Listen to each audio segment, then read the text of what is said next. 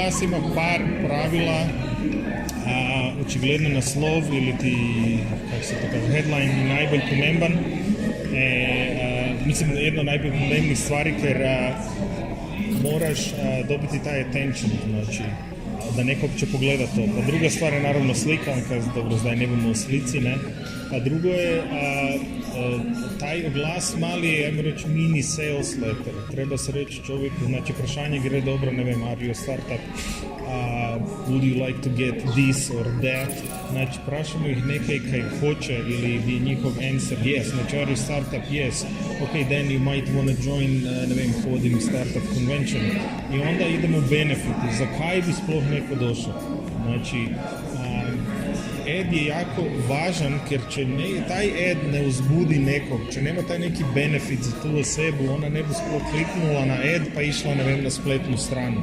Znači mora se staviti smjernica, znači headline, dobar picture, ajmo reći vprašanje, pa mora biti why, zakaj bi neko sploh kliknuo, pa drugo ti benefiti, pa kod benefita je dobro pričati, ostaviti malo kako bi rekao, curiosity, ostaviti neke stvari nedovršene, da se ljudi uzbude, tako da imaju smisao avanture, če se zdaj to desi, kako se grem tamo, tako zdaj ovo.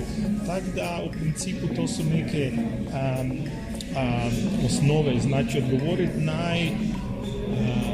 običnije pitanje koje je what's in it for me, znači jedna osoba ko to čitam prito kaj je tu za mene.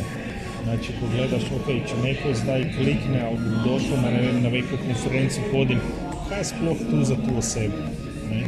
Znači, u meni je lakše pisati duži ad, jer za kraći ad se rabi već cajta, zdaj je to odvisno, makar eno super pravilo je, če imate dobru spletnu stran, je uzeti copy, a to koje je na spletnoj strani porabiti u edu, jer ljudi ko dođu pa pročitaju jednu stvar, pa dođu na spletnu stranu pa je druga, prvo kaj misle da nije to.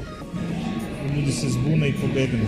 Znači nekad će je tu posao dobro napravljen, ok, onda ajmo skratiti ovo i staviti jednostavno tu.